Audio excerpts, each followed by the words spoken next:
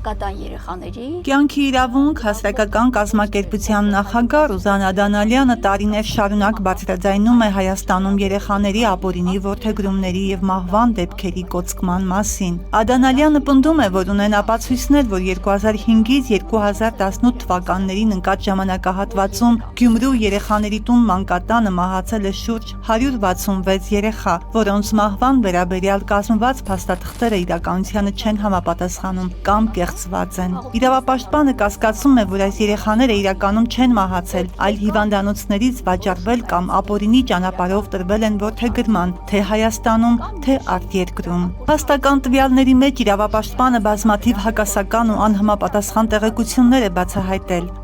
Ամենասարսափելին այն էր, որ այս երեխաները, ովքեր արձանագրված են որպես մահացած երեխաներ, 0-ից 6 տարեկան երեխաների մասին է խոսքը, բոլորի մահվան վկայականները, մահը հաստատող փաստաթղթերը բոլորը կասկած էին առաջացնում, քանի որ դրա տակ առկա ստորագրությունները բացառապես նման չէին տվյալ անձի մեկ այլ ստորագրության, տպավորությունն այնպիսին է, որ ստորագրել են տարբեր անձինք, գուցեև ով պատահի ստորագրել է։ Հետաքննության ընթացքում իրավապաշտպանի զարմանքն ավելի է մեծացել, երբ պարզվել է, որ այդ 166 երեխաները բոլորը մահացել են նույն ախտորոշմամբ, ուղեղի օրգանական կախեցկայի հետևանքով։ Զրուցել եմ նաև շատ մասնագետների հետ, շատ բժիշկների հետ, շատ մանկաբույժների հետ եւ բոլորը հեշտել են, բնականաբար դա հեշտվում է նաև, որ ուղեղի հյուծվածությունից այդքան երեխաներ ուղղակի այդ նշածս ժամանակահատվածի կտրվածքով այդ նույն ախտորոշմամբ չէին կարող ուղղակի մահանալ։ Ադանալյանի հայտարարության համաձայն այն երեխաները, որոնք պաշտոնապես համարվում են մահացած, չունեն գերեզմաններ, ծնողներին կամ չեն տրամադրվել մարմինները, կամ թաղման վայրերի մասին տեղեկությունները սուտ են եղել։ Եթե կա մահ, պիտի լինի նաև դիակ։ Եթե չկա դիակը, ուրեմն չկա մահ, ապա որտեղ այդ մահացած երեխայի դիակը։ Բնականաբար այստեղ արդեն ակնհայտ էր, որ խուսափողական պատասխաններ մարդիկ ասում են մենք չգիտենք, մենք տեղյակ չենք եւ այլն, արդեն ակնհայտ էր, որ այստեղ բնականաբար ինչ որ բան են չի, բայց որ երեխաների գերեզմանաթմբերը գոյություն չունեն, անկախ տարեթվից, անկախ ուղարկավորման ժամանակահատվածից, դա փաստ էր այլևս։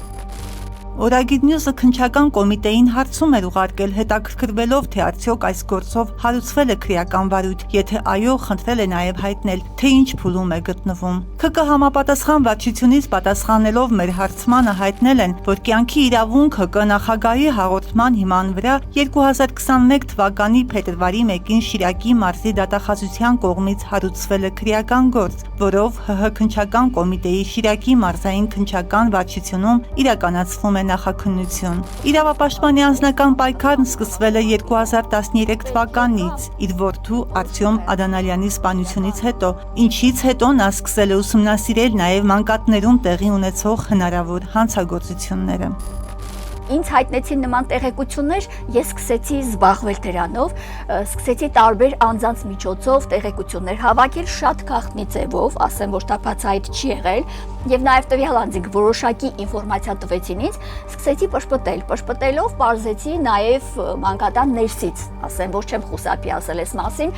մանկատան ներսից եւս փորձեցի կապեր ստեղծել, որպեսզի ես կարողանայի աղմուկ չառաջանար եւ մարդիկ վստահային ինձ կարողանային այդ տեղեկությունը տալ։ Չնայած այս աղմկահարույց հայտարարություններին, իրավապահ մարմինները պաշտոնապես չեն հաստատել բոլոր 166 դեպքերի կեղծ լինելու փաստը, նշելով, որ քննությունները շարունակվում են, իսկ որոշ դեպքերում ապացուցողական բազան բավարար չէ վերջնական եզրակացության համար։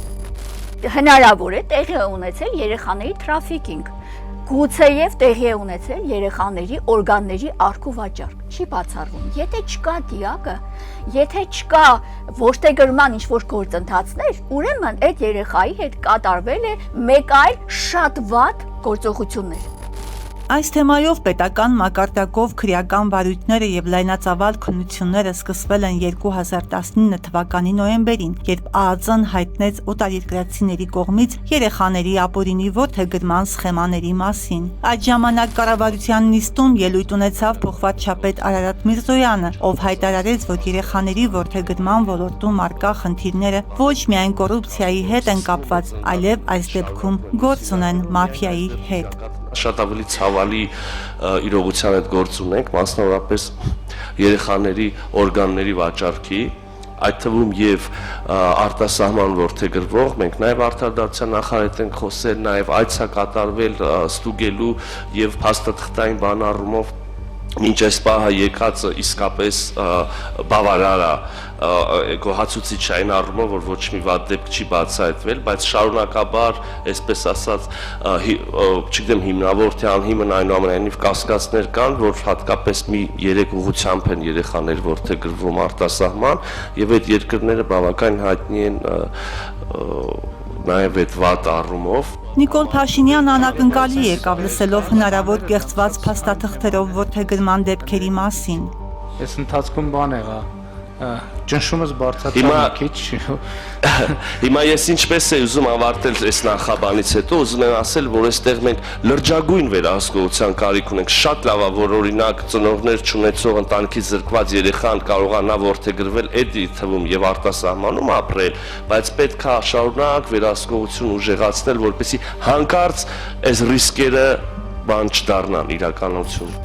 Իրավապաշտպանի խոսքով պետությունը, որն այս երեխաների անվտանգության պատասխանատուն է, փաստացի չի կատարել իր պարտականությունները, խեղելով նրանց ճակատագրերը։ Քնած է այս գործը, որևէ միջոց չի նախաձեռնում, որևէ քայլեր չեն ձեռնարկվում, ակնհայտ է, որ քննացնում են այս գործը, որտեղ գիտեն ով է այս գործի հետևում կանգնած, ով է սրանց մաֆիայով զբաղված, ով է արել այս գործողությունները, մինչև հիմա գուցե վարվում է, ես չգիտեմ, այս չհակերներով էպշտեյնական, եթե կարելի ասել, գործողություններից ժեստեր են այստեղ բնականաբար արկա, ինչ են արել, ով ինչ է արել, այս երեխեքի հետ հայտնի չի, եւ պարզ է, չէ, որ չկա պետական հոգացություն չկա։ Արդյունքում ներկայացված բողոքները մերժվել են, փաստական տվյալները անտեսվել, լիարժեք քննություն չի իրականացվել, իսկ իրականացված քննությունն էլ կասկածներ է հարուցում։